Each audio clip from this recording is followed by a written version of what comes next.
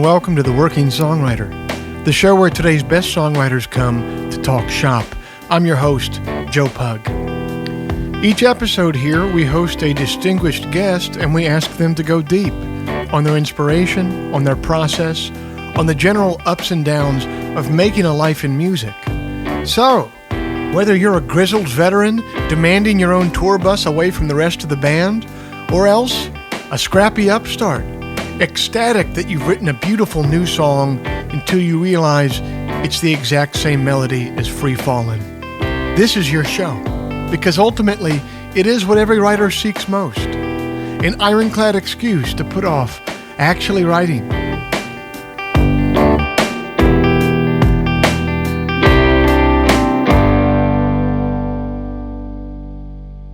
Hey everybody, it's the last Friday of October 2017, and I thank you for joining us. Before we begin today's regularly scheduled show, we have to say goodbye to one of the best that ever was and that ever will be.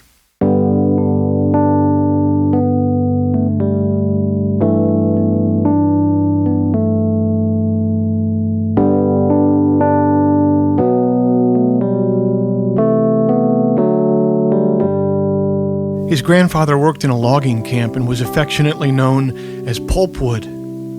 His father was a hard-drinking insurance salesman who would alternately dispense beatings and lavish gifts, such as a brand-new Gibson bass. With his early bands, the Sundowners, the Epics, and Mudcrutch, he knocked around school dances and the frat party circuit in Florida before his ambitions sent him on a Homeric journey.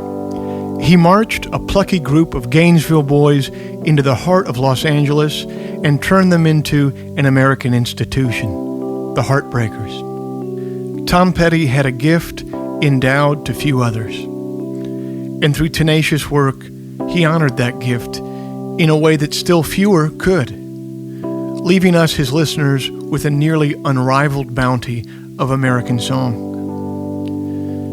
He broke onto the national scene in 1977 with the chiming opening bars of American Girl and remained squarely in the spotlight over the next 2 decades with a string of iconic hits: Refugee, The Waiting, You Don't Know How It Feels, and Mary Jane's Last Dance. His B-sides, such as Time to Move On, Square One, Even the Losers, Straight into Darkness, would be the crown jewels of almost any other writer's catalog. Perhaps what's most striking about his life and his career is just how consistent his output was. He wrote what could rightly be considered his masterpiece, Wildflowers, 2 decades into his career. Other people take vacations and go to Hawaii and play golf or scuba dive, he told journalist Paul Zollo. This is what I do. I write songs and make records. In the 1980s, to breathe new creative wind into his sails, he began to co-write with George Harrison and Jeff Lynne. They set up shop at Mike Campbell's house, where he had a console shoved into a tiny bedroom. They ran a few mic lines out to the garage, which they literally had to pull the cars out of, and began recording. Petty intended on calling the album Songs from the Garage, but upon hearing the mixes for it, Denny Cordell was so impressed that he demanded of Petty, "Give it a name, man. Give this thing a name." And so he did. It would become his first solo album, Full Moon Fever. Infamously, his record company told him they didn't hear a single. This on an album which included Won't Back Down, Running Down a Dream, and Free Fallin'. Just to put that into perspective, when the Heartbreakers played the Super Bowl halftime show, which is the time for an artist to play their quintessential catalog, those were 3 of the 4 songs played. Listening to his entire body of work, a consistent perspective carries through. It's a mixture of hope and acceptance and irony, and a picture of a man begins to emerge. I don't know if that picture was really him or just a persona that he portrayed, but I do know that I have grieved his death in a way that I never have before with a person I didn't personally know. because it sure feels to me like I did. And I know I'm not alone in that. There's this thing about music, he once said. If you believe the singer, then the song is going to work.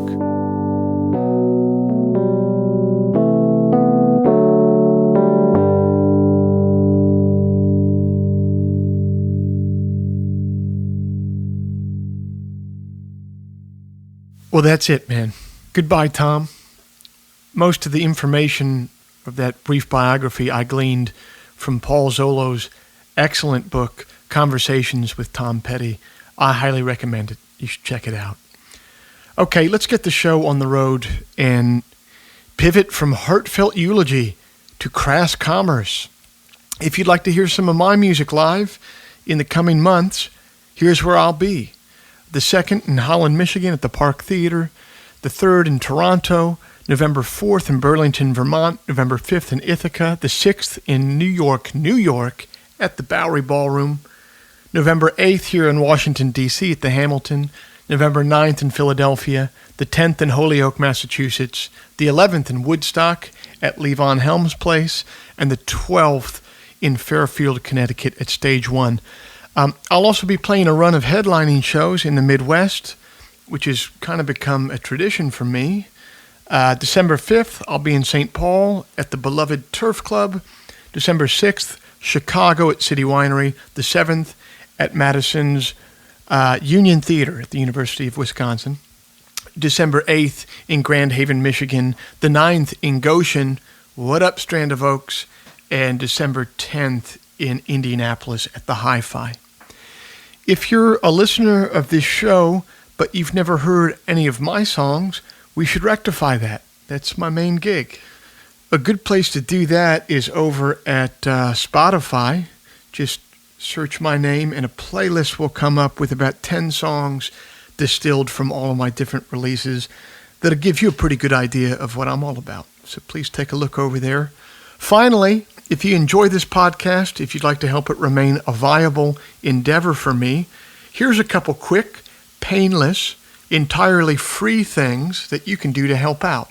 Both of them you can do from your smartphone. Both of them you could do before the interview with Steve even begins. First, you can rate the show from within your podcast app. You just open the app, click the search button, type in the working songwriter, and click on the reviews button, and you can leave one of your own.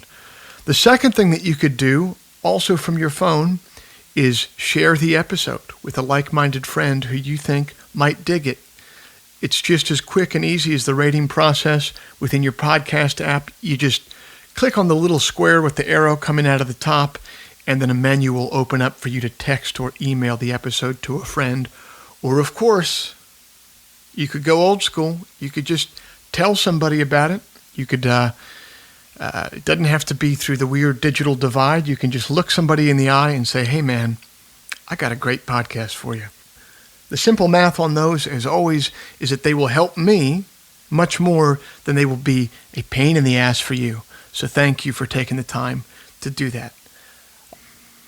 Also want to say a very special thanks to Jesse Bauer from Gold Village for making this possible and facilitating the whole thing. All right. I'll end the harassment there. This was a very fun episode to work on this month, and I hope you enjoy it very much. Peace.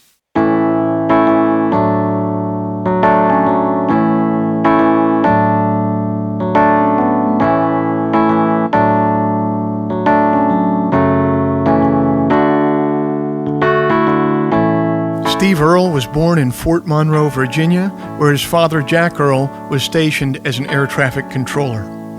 His family moved to San Antonio shortly thereafter. He dropped out of school at age 16 and moved to Houston, where he would meet his idol and greatest musical influence, Townes Van Zandt. In 1974, he moved to Nashville and joined Guy Clark's band, playing bass live and on Clark's 1975 album, Old Number One. He landed his first publishing deal with RCA's Sunbury Dunbar and got to work writing songs for the company to pitch to established artists. Johnny Lee had a hit with Earle's song, When You Fall in Love, and Elvis Presley himself was slated to cut one of his songs, Mustang Wine, but then heartbreakingly failed to show up at the session. In 1986, he stepped from out of the writer's room and onto center stage with Guitar Town, an instant classic debut that thrust him on to the national stage. 1989's Copperhead Road brought him to even greater heights of adulation and acclaim, but the weight of that success resulted in heavy drug addiction and a stint in prison in the early 90s. He emerged from that period sober and focused on his craft, releasing influential records at a healthy clip ever since. He's recorded for MCA, Warner Brothers, and New West Records. His songs have been recorded by Johnny Cash, Waylon Jennings, Travis Tritt, Vince Gill, Patti Loveless, Sean Colvin, and Emmylou Harris. He's been nominated for 14 Grammys and won 3 of them for Best Contemporary Folk Album. When I was 24 years old, Steve Earle tapped me to open the tour behind his Towns album. I had been playing open mics in Chicago until then. I didn't know a soul in the music business, and he cracked the door for me. As Slade Cleaves would put it, Steve brought me from total obscurity to relative obscurity. The debt I owe him can't be overstated, so add this interview to my tab, Steve. He agreed to sit down for our little show here and help me out yet again.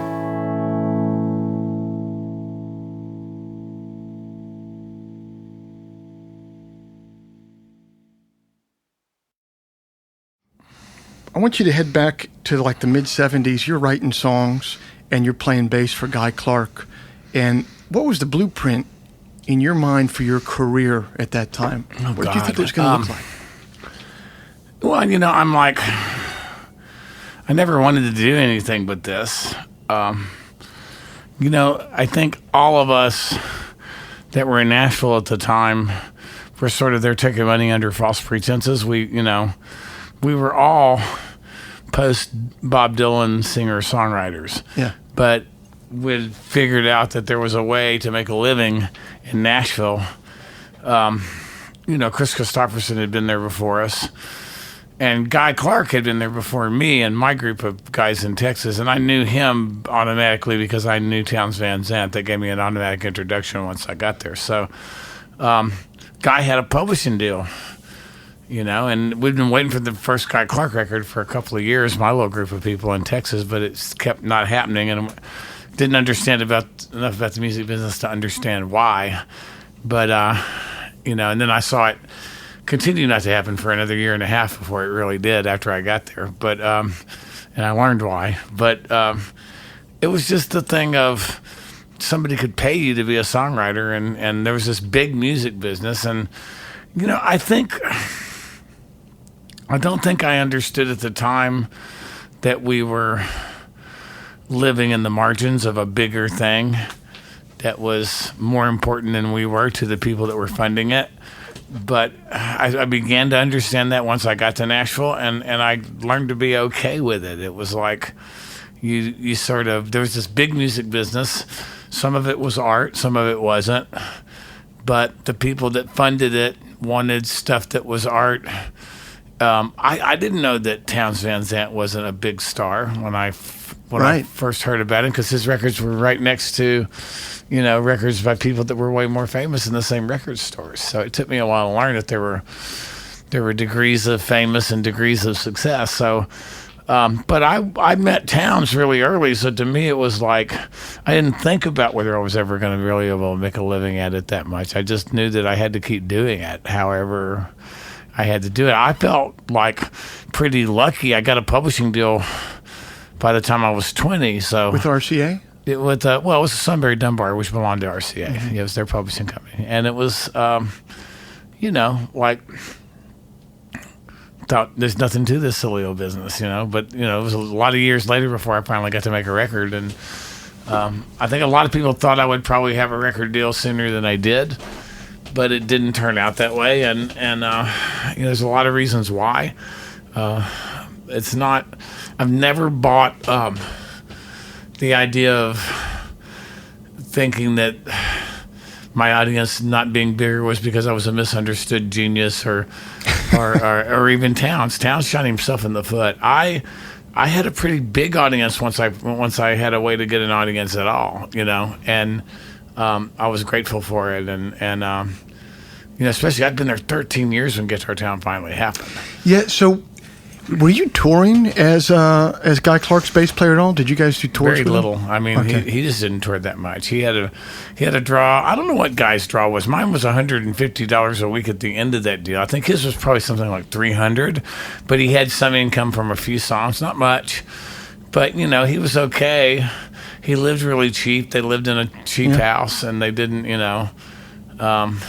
Susanna actually had a couple of hits. Guy didn't, but Susanna did. And really? More than he had? Oh, way more. I'll Be Your San Antonio Rose, which was Emmy recorded later, but it was a top 10 country single by an artist called Dotsy. It was like her second record, and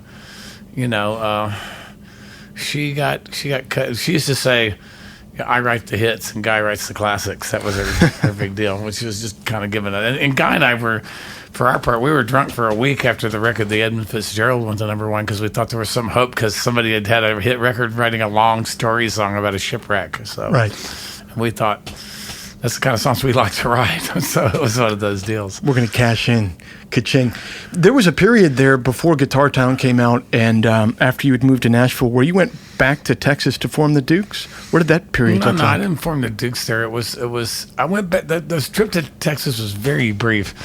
I got married, before I went to Nashville, and then my own behavior caused the end of that marriage, and I met somebody else that was as crazy as I was and married her. And that was my second wife, Cynthia. And we kind of lived in my deal at Sunbury Dunbar. Came to it. Well, the deal didn't come to an end, but the company did. RCA sold the company to another larger publishing company. Then the LA office thought my songs were too country, but they didn't drop. They didn't know what to do with me, so they hadn't opened a national office. They didn't have any plans to open a national office, but they didn't drop me. I still had the contract, so I still had $150 a week, and it went further in Mexico. So I went to San Miguel Allende in like late 1977, and I kind of commuted back and forth between San Miguel and Nashville for a couple of years till that deal ran out. At the end of that deal, I thought maybe I'd move back to Texas, and I moved to Wimberley, Texas, briefly, and moved into a trailer, and in Wimberley, and then that didn't last very long, 6 months or something like that, and I figured I needed to be back in Nashville looking for a publishing deal, because I was used to being able to call myself a songwriter, and I liked being able to call myself a songwriter. It's how I made my living. So I went back to look for a publishing deal. And punch a steady check. That's important. Like you said, you'd been in Nashville then for 13 years before Guitar Town came out.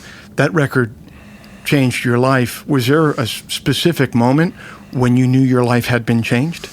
Yeah, when I went out on stage at Park West in Chicago one night, and there's a dollar show that XRT put on, and this was a rock station, not a country station. And they had played the record, and we played everything we knew, which was the first record, and half of the songs had been written for the second record. Mm-hmm. So we played some of those songs and some covers, and we played everything that we knew. And then for the second encore, I went out with a solo with an acoustic guitar. And we did 3 encores, and then I realized, okay, my dreams have come true. And you knew it was going to repeat itself across the world. The what now? You knew it was going to repeat itself across the world at that point. I don't think I knew anything. I just knew that I had an audience, and that was what it, so now how do I keep that? That began to be, the question I had to ask myself every day: how do I keep this going? How do I keep from having to get a job? And the second record had become obvious I wasn't going to get on country radio the way I did with the first one. Mm-hmm. There's a lot of reasons for that. I don't want to sound too whiny, so I don't like to go into them. But I just knew it was true. I knew enough about the music business that I knew it was true. And I'm glad I knew a lot about the music business. It was political reasons rather? Did, so. Yeah. Yeah, I hung out with publishers as well as songwriters, so. You did? Yeah, sure. I knew Bob Beckham and I knew Bill Hall and I knew, the guys that were sort of the pioneers in song publishing in modern Nashville. And Bill Hall was Jack Clement's partner in Hall Clement, and he had sold the company. They'd sold the company to Welk. Jack had taken his part of the money and gone on and formed JMI and, had Don Williams on the label and all that stuff. And then he decided to go in the movie business, and it kind of all went down the drain. But Bill stayed on to run Hall Clement as part of Welk Music for years until he passed away. And was a legendary publisher. And Bob Beckham was the only person who ran Combine Music. Was the only person I ever called Mister on those two streets. And those guys, they knew that I had talent, and they were encouraging. I didn't write for either one of those guys. I wrote for somebody else, but they knew who I was. They knew I was talented, and they kept an eye on where I was, and I could go to them for advice. And when my first record finally came out, I had a single out on Epic. Before the Guitar Town stuff, I was on Epic briefly, and I brought a copy of my first single up to Mr. Beckham's office, and just said. And I just walked up. His door was open, and his secretary was there. And I said, well, can you, just give this to Mr. B? And she goes, you should go in there and give it to him yourself. And so I walked in, and Beckham was sitting at his desk, like reading something or pretending to read something, looking over his glasses. And I said, Mr. B, I brought you this.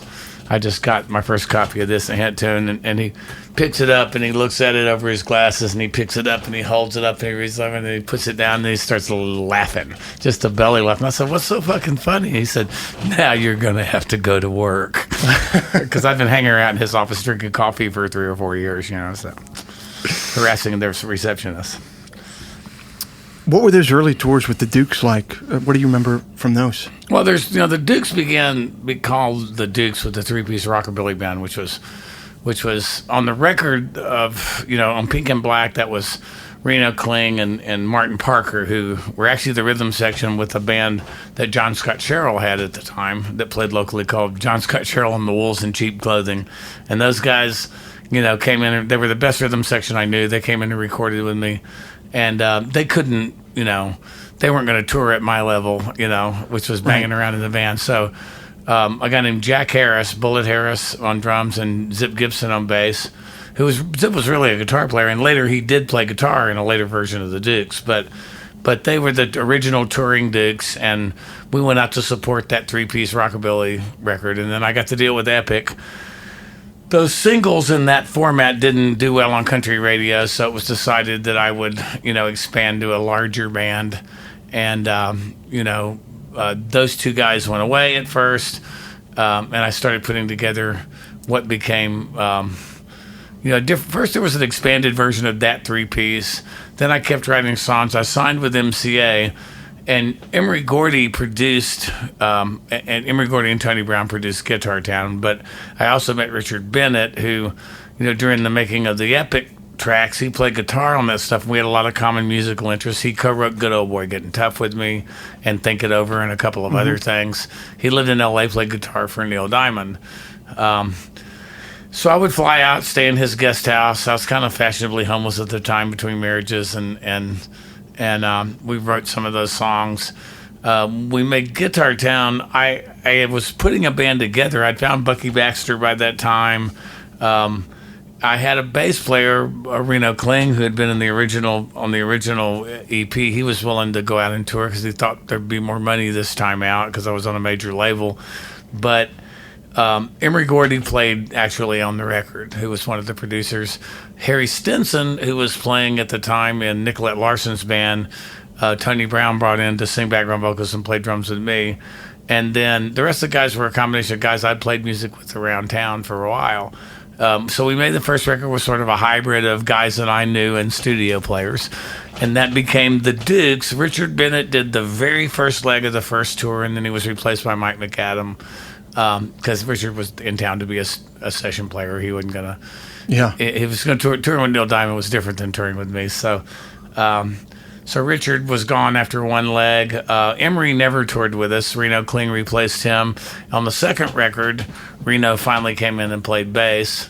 And that was Exit Zero. And that sort of evolved into the Touring Dukes. And I just figured out very early on that, for one thing, Guitar Town went to #1 just as my publishing deal was up with this company that I was writing for called Silverline Gold Line that belonged to the Oak Ridge Boys. And the Oak Ridge Boys were also in the process of selling that company, so they wanted me as part of what they sold. I was part of the real estate, so they were desperate to re-sign me. So I got a good deal. I was getting $85,000 a year, which was a lot of money to me, most money I'd ever made, and I kept half of my publishing, and it was just sort of unheard of in town at the time. So I knew that I didn't have to, if I played my cards right, I didn't have to depend on country radio anymore. And I started touring, playing places mostly rock bands played, and getting what airplay I did, and I was grateful for it. I got some country airplay, I got some rock airplay, and with the second record, and we just toured, and the money from the touring went to pay the band, and I lived on my publishing draw, and that's so that at that point I sort of had to take command of my career. So the touring then and now, did you look at it as a means to support making your art, or is it also the live performance just an extension? Yeah, both. Art? I mean, Guy Clark told me a long time ago, songs aren't finished until you play them for people. So I don't really know how to relate to. I mean, I don't know. I was never successful as a staff writer or other people writing my songs, so I don't have anything to relate that to. It's happened a few times. Most of the covers of my songs have been other artists covering them because they heard them on my own records. Right. So that's just the way it went. I'm a singer-songwriter for better or worse, whether I wanted to be or not. Even when I tried to sell out around the time Justin was born, nobody was buying. I tried to write songs that I thought were more commercial, and they told me they were too country then. So, and I wrote "Sometimes She Forgets" during that period, and a few other songs that I still play and some people still play. But and still, when I write, my new record's like my idea of a country record, but it's an archaic idea of a country record, now, just like it was then.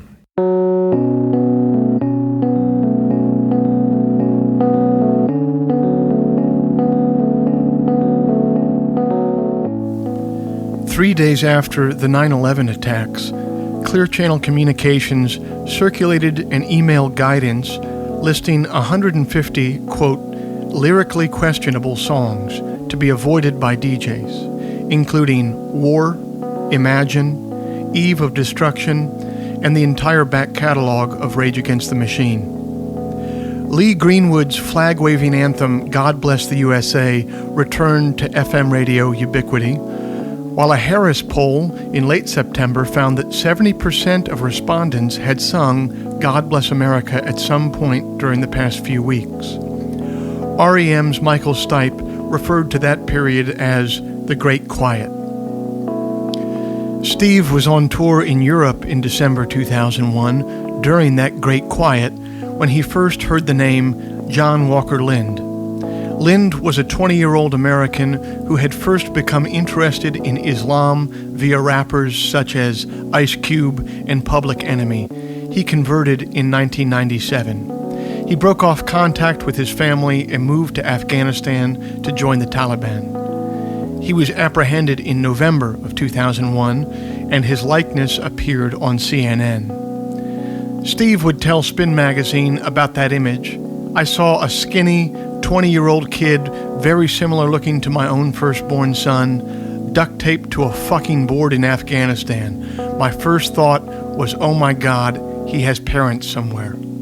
And I respond to some things as a man, some things as a boy, some things as an artist, and some things as a parent.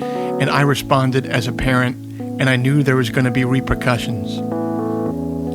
Steve wrote John Walker's Blues, a first-person ballad that underscored Lindh's fundamental humanity.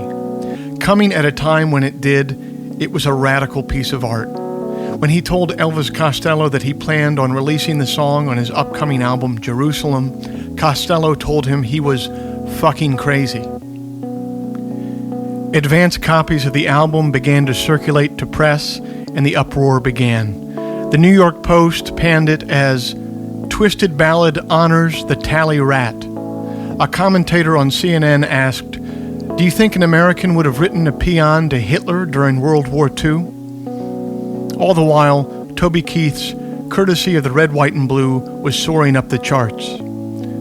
Lately, Steve remarked in the liner notes to Jerusalem, I feel like the loneliest man in America. You, more than any other modern songwriter, your albums they're cut from the same cloth. They're not concept albums, but they always have themes. They hold together thematically. How conscious of that are you? And do Very you set much out? so. I think they are concept records. They always have been to me. And the first record exists because I saw Bruce Springsteen and the E Street Band on the Born in the USA tour, and he came out and opened with Born in the USA. And I'd been sort of struggling along trying to figure out how to get a record deal because I wasn't doing that well. Other people were covering my songs, and Justin had come along. And I was sort of desperate and didn't really want to get a real job. But then it just dawned on me, just do what you came here to do. Just write an album to be an album. You've had one record deal, you'll get another one, and you're on their radar now. And so I went home and wrote Guitar Town first. Mm-hmm. I wrote Down the Road a few days later, and then I filled in the gaps, and I had an album. And by the time I finished writing those songs, I indeed had a record deal. And I conceived it to be a record, and it was kind of a record about me more than anything else. They're all about me when it gets right down to it. Well, but sure. You can't really write about anything else. But it's just about different ways that the world affects you and you affect the world. So the job's about empathy. I was lucky enough to have Johnny Cash come up and tell me that he liked Little Rock and Roller, and then have a truck driver days later tell me that he liked Little Rock and Roller, and I put the two together and realized that what this job was about was what Johnny Cash and the truck driver and I have in common. That the universal part of what I was saying was what was important, that everybody misses their kids. Not that I was feeling sorry for myself because I was riding around on a bus that costs more than their house. It's not, this is Taylor Swift, I realized I hadn't heard that much, but I went to the Grammys and she opened the show with me, and then I thought, oh yeah, that's what I do. That's what a singer-songwriter does. She had something that happened to her, but it had happened to a lot of young girls, and they related to it. That's what this job is. It's empathy. That's what we do. So where's the line? Because I agree entirely, but where's the line between that empathy and then kind of a more crass, like a crass pandering to what you think people might like? Well, I mean, look, I think, you can write songs. There's nothing wrong with pandering. It's just the result of pandering is what it is. It's not, somebody was talking to me about, Toby Keith at a moment where they felt like it was useful to compare what I did to Toby Keith, and it's not at all, because what I do because I was put here to do it, and it's just my job, and I don't. I sing about me and the way things affect me, and if an audience relates to it, that's great. And I am trying to. I'm conscious of the audience. I'm respectful of the audience. I don't feel like everybody needs to make a political statement. I don't feel like everybody even should, because some people aren't good at it, and. But I am, so I feel a responsibility to do it because I can. Right. I'm going to offend some people, and I realize that. I do that with my eyes wide open. But, what Toby Keith was doing, trying to compare that to what Toby Keith was doing when he wrote some of the songs that he wrote and when I wrote John Walker's Blues, it's not the same thing. I knew I was going to lose audience when I wrote John Walker's Blues. And Toby Keith was... look, he was doing the same thing I was doing when I had the three-piece rockabilly band at Billy Bob's in 1982, and nobody had ever heard of me. And they were barely, three guys and some skinny ties opening for Hank Williams Jr., and they were barely letting us live. And I said, we played Dallas last night. Sure, it's good to be back in Texas, and played Bad Moon Rising. And I had them from that point on. The audience went, ah. And that's what Toby Keith was doing, was just trying to get the audience to go, ah. Yeah. And so there's nothing wrong with it. It's just reaching an audience. It's just, that's not what I'm doing. No, it's not. How have your methods for writing changed since Guitar Town? Is it fundamentally the same process Changes for all you? the time. It's fundamentally the same. I mean, I write on a computer almost exclusively, or You my do? phone. Yeah, I don't write. I haven't written anything down on a piece of paper if I could help it in years and years and years. My handwriting's illegible, for one thing. Okay. And I've lost things because I woke up and went, what the fuck is that? What did I write? Yeah. So I write on, my phone. I've got like, if I look at any given time, depending on how many phones I lose, and I'm on the cloud because the government already knows, is already watching me anyway. So in here's like kind of notes for my memoir that I was making. That sort of, it's just an outline, the latest in a million outlines I made for it. Mm-hmm. Here's Allison's tour dates because I jotted them down in here. Let's see what else is in here.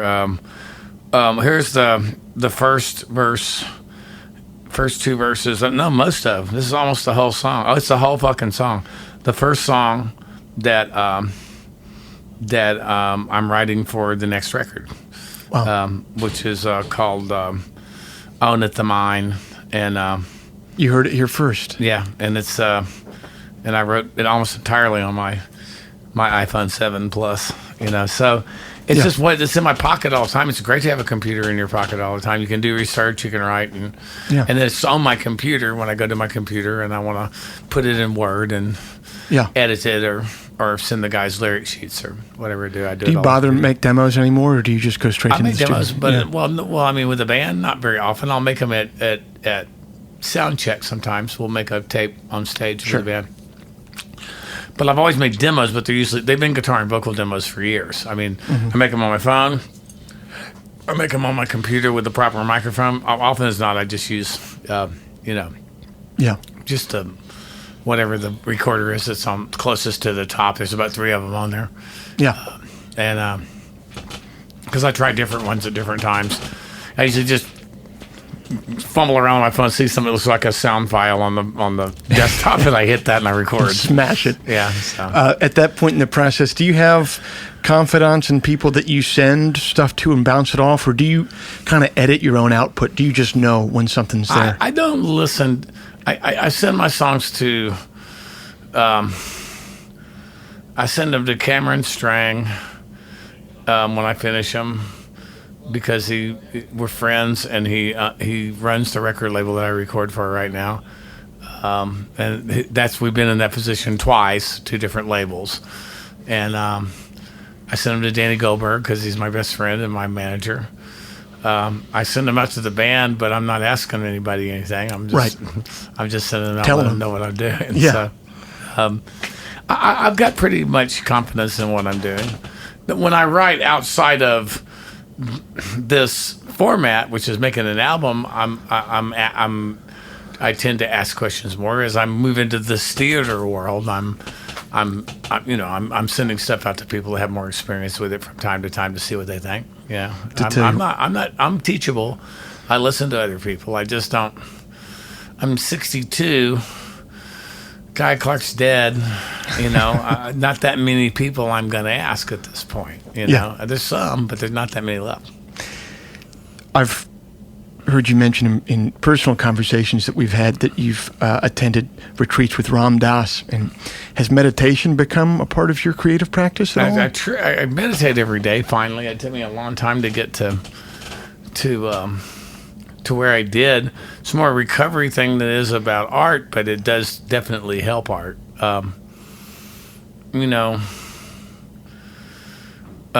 a lot of people that are confused about the idea of certain artists they admire live a certain way, and so they think that if they live that way, they're going to become that kind of artist. Mm-hmm. And that's not true. You either were an artist when you woke up this morning or you weren't. And you made a decision at some point in your life you were going to be an artist. And, odds are if you're 40 and you're still waiting to make that decision, you better get a job. But it's not, I don't know how to explain this other than, I believe in God, and I always have. And I don't know anybody that's taken real lysergic acid diethylamide 25 that doesn't. The connection to Ram Dass comes partially from that. I've always known who he was, and I've known people that, and I read Be Here Now the first time when I was a teenager, and and I've read it several times since, and I think I'm starting to understand it. But it's just one of those things that when I got sober, I didn't listen to anybody about anything, and and I still, but when I just made the decision to get sober, I had to make the decision to listen to certain people about certain things that I had to admit that I didn't know how to stay sober. So I started listening to people in this one group, the people that were in this room that I ended up in, because these people know more about staying sober than I do. And that's a spiritual practice to stay sober. It is. If once you're a pickle, you don't get to be a cucumber again. So you have to get down pretty deep to be able to do that. So, but one of the first things I heard was you're supposed to pray and meditate every day. And I've been sober 23 years, almost. About a week, it'll be 23 years. Congrats. So, knock on wood, but I just in the last 2 years started praying and meditating every day. It was the last piece of the puzzle for me. And it happened because of practicing yoga. And that happened because of a weird nexus of knowing, I was fishing with Cameron Strang in New Zealand, and I fell in a river for the first time, and I'm like pissed off because my core strength is going, and I'm complaining about it. And Cameron says, well, I've been practicing yoga. And, guys been coming to my house a couple of times a week, and I think I do stupider stuff with my money than that. And I get home, and I mention it to Danny Goldberg, who mentions it to Raghu, Mitchell Marcus, who's part of the Ram Dass world. And he mentioned it to a yoga teacher that he knows in New York City, who emailed me and became my teacher. And I started studying with her twice a week when I'm home. And within a few months, I was practicing 6 days a week on my own, which I still do for the last, it'll be 2 years coming up in March. So it's a year and a half. I've been practicing pretty much 6 days a week. I take Saturdays off because there's sort of traditionally in a Hatha practice, there's a Sabbath on Saturdays. Sometimes that Saturday becomes Sunday if I'm flying and, can't practice on a certain day. And I miss a day once in a while because something weird happens, but not very often. Mm-hmm. I feel really weird when I do. And it's physical. It helps me breathe better, but it's mainly it's what it took for me to pray and meditate every single day. And how does that dovetail with your creativity? Have you noticed a difference? I think I think I'm going to write no matter what. I think I probably am more at peace with it, and I'm more. It helps with the discipline part of it. It helps with the schedule. It helps. I have to get up early if I'm going to practice because I have a 7-year-old, so I got to beat him up. So it's one of those things. I used to say, "Oh, I'm a nocturnal writer. I write at night." And then I was a morning writer. I write in the morning. When you have a 7-year-old, you write when you can fucking do it. God, tell me about it. So that's the deal. So you have to throw that out the window. The truth is, writers write. Yep. Some writers meditate. Some writers work out. Some writers drink. Yeah. Some writers don't. But writers write. And if you're not writing, it doesn't have anything to do with any of that other shit. It just means you need to write. Yeah. Sit in the fucking chair and write. Yeah.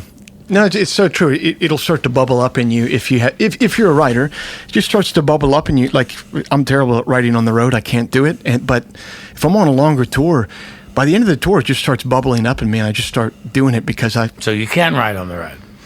Yeah, but not as much as not in the way that I'd like to, right. But yeah. But that's the point. I used to say the same thing, and now I kind of, everything gets written on the road, or it doesn't get written at all because I have to stay on the road most of the time because I pay a lot of child support and alimony, and I have to work a lot. And so the point is, almost every limitation you ever put on yourself about when you do things and when you don't do things is that. It's a limitation you put on yourself. It's not real. Yeah. It doesn't have to be real. And probably you're going to find something that you never would have written before and something that you never would have made if the first time you write out of your comfort zone. Nobody said anything about a comfort zone. You know, you don't have to be miserable to be a writer, but you also don't have to be comfortable. So it's not, it's just you're right. You're right no matter what. What's interesting is the fact that you wrote it down. And, if you're lucky, what you write will be interesting to some other people because it makes them feel like they're not alone. That's what the job is people read or hear what you write and they go, "Oh, I'm not alone." That's who your audience is. Your audience is people that are spared having to deal, with themselves for a minute because you decided to give it up. You decided to, let people know how you felt about something, and from that they learn, oh, this isn't just happening to me. Maybe I'll be okay. There's this other voice out there, and they went through it too, and they're still alive. So maybe, maybe I'm going to get through it.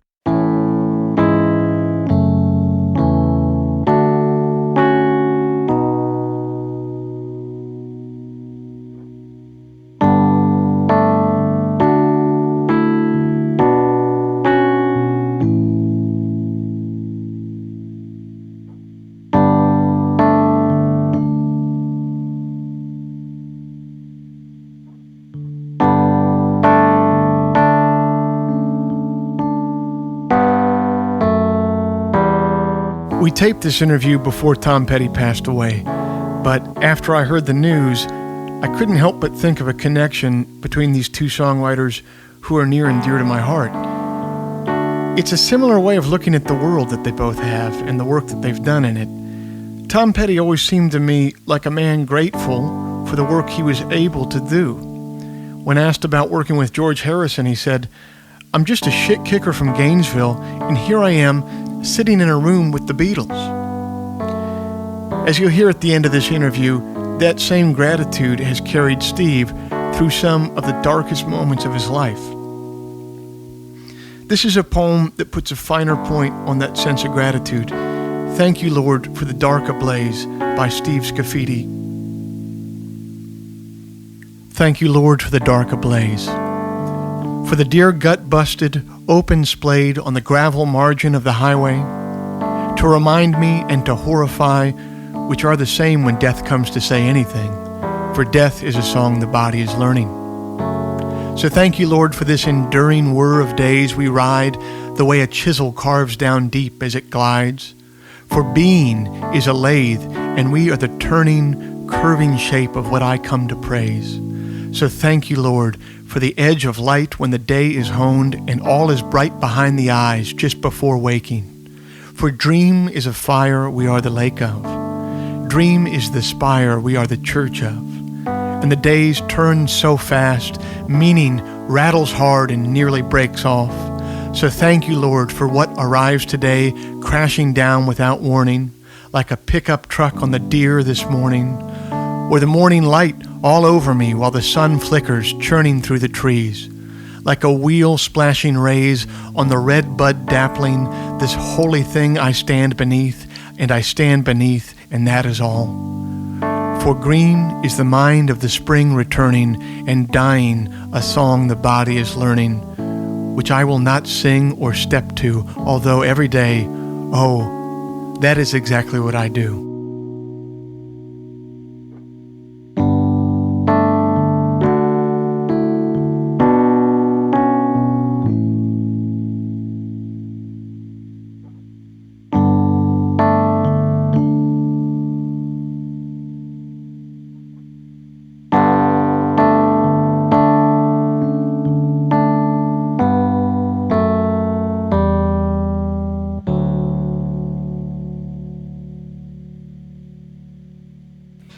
If there is a Steve Earle song that's remembered in 100 years for that reason, which one will it be? Holy shit. For that reason? I don't know. I mean, I think the Steve Earle song most likely to be remembered in 100 years is the Galway Girl, simply because it's become part of culture in Ireland and is such a part of their culture.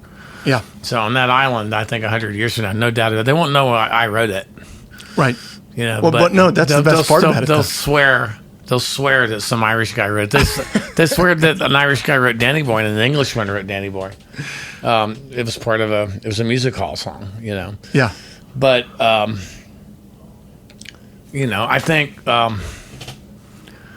you know, My Old Friend the Blues is way on up there and always has been. That would be my pick. It was when I realized, you know, when I sat down to write that record, the heart of that record's that song. It was that idea that I feel like this, maybe somebody else feels like this, so if I say it, you know, it'll help somehow. And,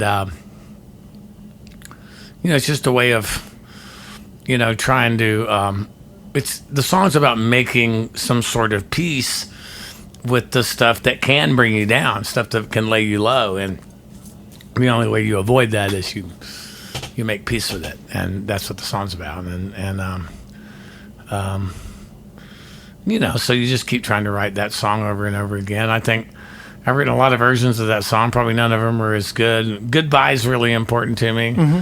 And people remember that song for different reasons. I've heard people that song's important to them because they lost someone because they died. I wrote it because I had fucked up, you know, what I thought was definitely the relationship of my life. And, you know, but loss is loss. You know, so those are the things we write about. Those are the things that we write songs that are about something about. You know, I don't think songs don't have to be sad, and they don't have to be happy. They don't have to be anything at all. They don't even have to be art. But the way I was taught to do this is to do it as art, and I don't know any other way to do it. I'd met a guy when I was a teenager that just, and let's forget about all the stories, everything everybody thinks they know about Townes Van Zandt. I was smart enough and lucky enough to realize when I met him that what was important about him is he had made a decision to do this whether he made any money at it or not, at an incredibly high level. And I don't think he wasn't successful because he made that decision. I don't think if he had been successful, it would have been because he made that decision. I just think he had other things going on that were enough to stop anybody in their tracks, and they did. Mm-hmm. You know, he had alcoholism and mental illness to overcome, and you know, there's nothing.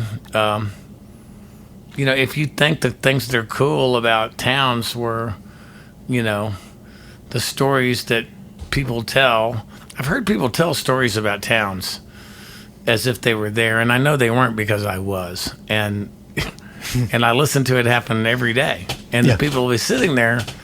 And I guess I don't. Just telling these stories, and I don't know where. I guess they don't.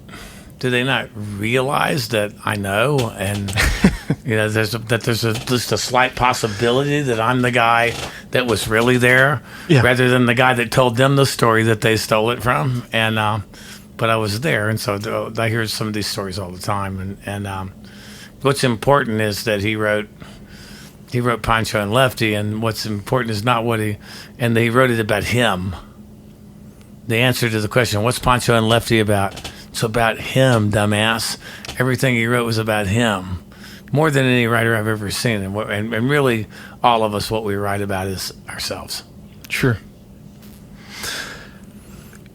After looking back on your life and your career in music to this point, what are you most grateful for? God,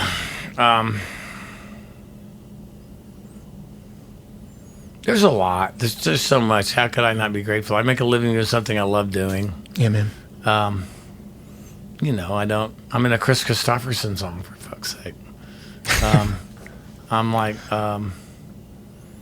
I've met most of my heroes that were still living and only been disappointed in two. Care to name names? Absolutely not. but I'm absolutely grateful for that. You know, I don't. It's just that as far as just being able to make a living doing this is like still mind blowing to me, and I don't know what to tell people that come along, because even by the time you came along, the way I was able to make a living at it didn't exist anymore. Right. So, my niece, Emily, I don't know what to tell her. I didn't know what to tell Justin by the time he came along. So, it's not, there's nothing for me not to be grateful for. I think maybe what saved my ass more than anything else is I've always been pretty grateful. Even, at the lowest point in my life, I knew that I was my own worst enemy and that the bad things that were happening to me were my fault. Mm-hmm. And I didn't have any reason to not be grateful for anything that I've ever,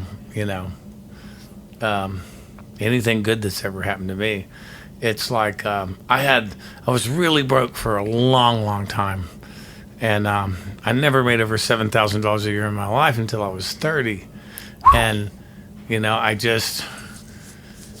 then all of a sudden I was making a decent living. And from that point on, I don't remember being, I remember my dad, I was getting ready to go to San Miguel in 1978 or something. I was in Texas visiting friends.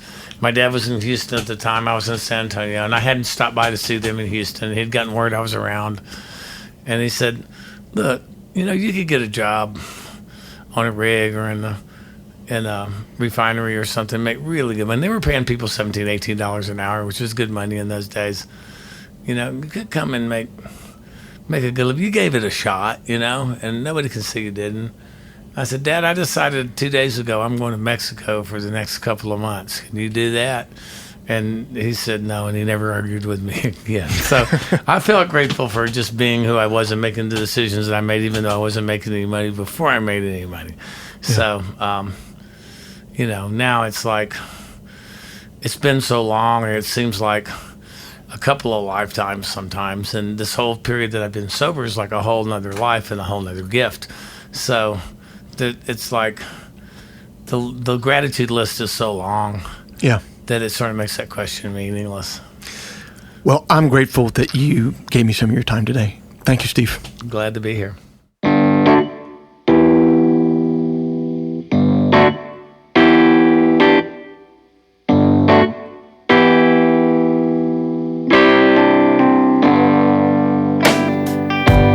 That's our show for this month. Thanks for listening. Steve's latest album, So You Want to Be an Outlaw, is available everywhere digital music is sold or streamed. Today's episode was engineered and mixed by Matt Schuessler. Research and editorial direction provided by the intrepid and thorough Paul Barbagallo. Steve Scaffidi's latest work is a book of poems entitled The Cabinet Maker's Window, published by LSU Press. If before we meet again, you sit down to write, please remember, an expensive drug habit is not a song, a compelling Instagram account is not a song, and most importantly, reverb is not a song. So let all that take care of itself, and for you, just keep your eye on the song.